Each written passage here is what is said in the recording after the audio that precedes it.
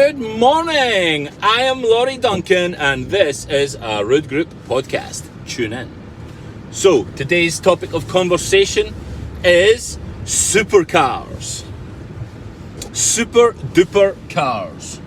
I'm talking about big, expensive, minted looking bad boy cars. That are like super fast, super powerful, super cool. And I'm not even into cars, really. I never used to be into cars. I was never into that growing up, or I was never like a speed freak, like a lot of the young team when I was a youngster, like used to go racing or like cruising around the circuit or like, get these souped up cars and all that. Like I was never into that. I just never cared about cars. But as I've got a bit kind of older and as we've moved forward in business and in life, I've started to have a real appreciation for supercars. And Mr. Alex Robertson has he had his heart set on a Bentley. And maybe he still does. I can't remember if it's the change of colour that he wants or a different... I think he's more in tune with the Ferrari thing now, because my heart was always set on this Ferrari, right? It was the F8 Tributo Spider. Check it out if you've never seen it. And we went through to a Ferrari dealer recently, about 3 months ago. And we went through to look at the F8 Tributo Spiders. There's also a Bentley garage and a Lamborghini garage at this place in Edinburgh, so that's where we went.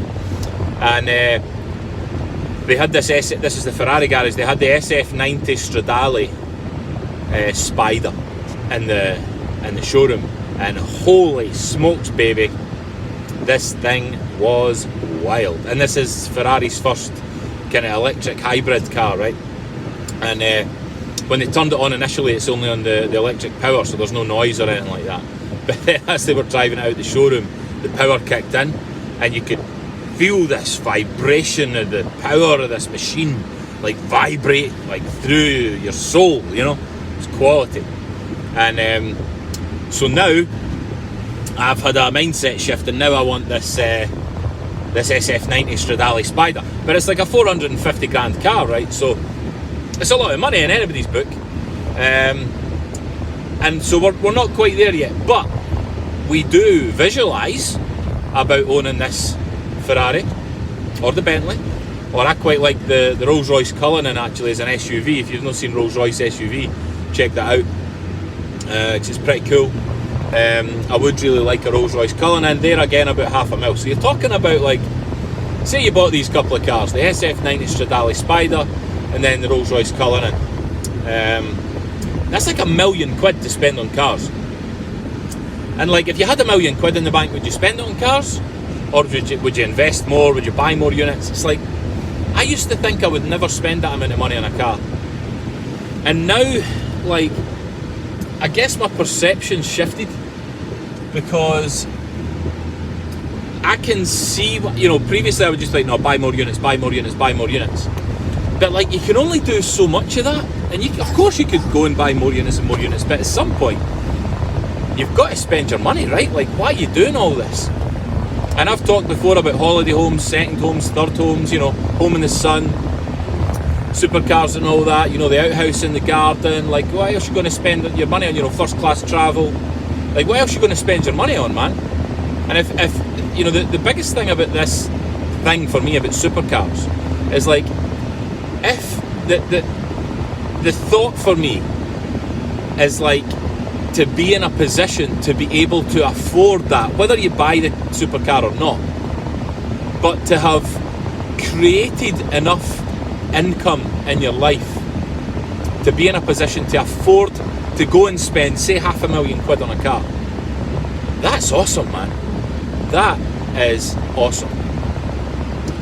And that's kind of what I'm going after. Like, whether I buy the car or not, like, I'm going after the position to be able to buy the car if I choose, right? And I think that's just mad, But again, it's maybe a thought process. It's a mindset thing, and I firmly believe. I actually visualise about this. I visualise about this daily when I'm doing my stretching and breathing and affirmation and meditation and all that in the mornings. Like, I do spend a lot of time on visualising this scene, this future scene in my life, where I have the Cullinan and I have the Ferrari, whether it's the F8 Tributo Spider or it's the SF90 Stradale Spider, I've got the Ferrari and I've got the Cullinan in the driveway. And I imagine walking out the Cullinan, and you know the Ferrari's already parked in the driveway, and I imagine just walking into my house, my wife opening the door, welcoming me with my oldest son and newborn baby in her arms. And funnily enough, I was talking about this before my first son was even born, right? And I was talking about this with a guy that I used to do some education and stuff with, who's also a property investor. And I was telling him about this, and he replied to me saying, "Hey, it must be soon then, man." I was like, "What? What do you mean?"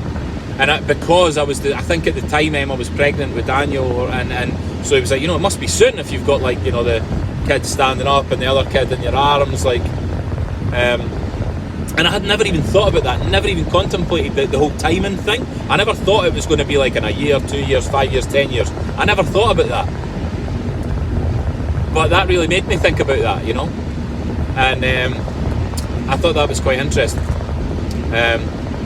So, you know, we're keeping our eyes on like the Lamborghini Aventador, or Aventador, whatever you pronounce it.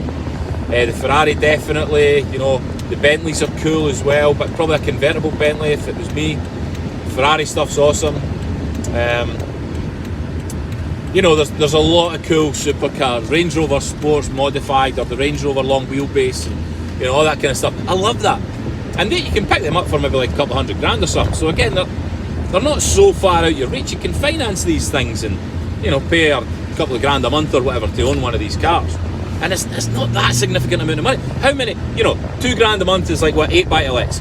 250 quid a month. 8 buy-to-lets, man.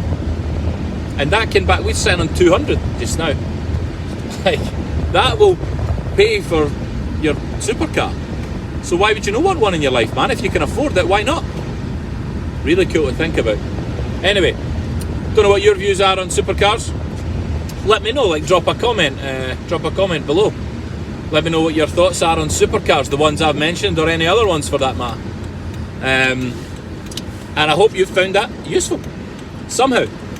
But anyway, subscribe. If you're not subscribed, subscribe, baby, sort that out. Because we've got lots more content coming to you. And I just want to say thank you for listening. Hope you enjoyed that. And I cannot wait to catch up with you again soon. Cheers.